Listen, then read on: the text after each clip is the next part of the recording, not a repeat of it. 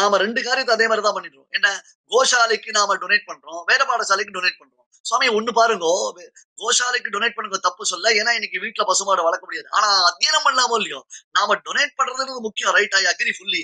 ஆனா அத விட நாம என்ன பண்ணணும் முக்கியமா அப்படின்னு கேட்டா, நாம அத்தியனம் பண்ணணும். நாம அத்தியனம் பண்ணணும் சுவாமி. அப்படிதான் நாம கொண்டு போணும். அக்ரஹாரத்த விட்டு வெளியில வந்துட்டோம். That's okay. I fully agree with you.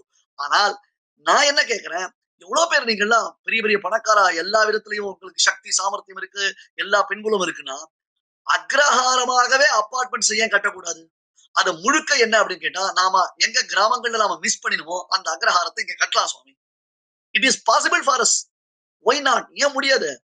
அது உள்ளே ஒரு கோவில் வைங்க, ஒரு விஷ்ணு கோவில் வைங்க, ஒரு சிவனுடைய சந்நிதி வைங்க, இல்ல வணங்கும் துறைகள் பல பல வாக்கியம். நம்ம இந்து தர்மத்துல பல தெய்வங்கள் உண்டு. தப்பு கிடையாது. அது தவிர ஸ்ராத்தாதிகள் பண்றதுக்கு, பித்ருகாரியங்கள் பண்றதுக்கு அந்த அபார்ட்மெண்ட்ஸ்ல ஒரு இடத்த தனியா வைங்கோ.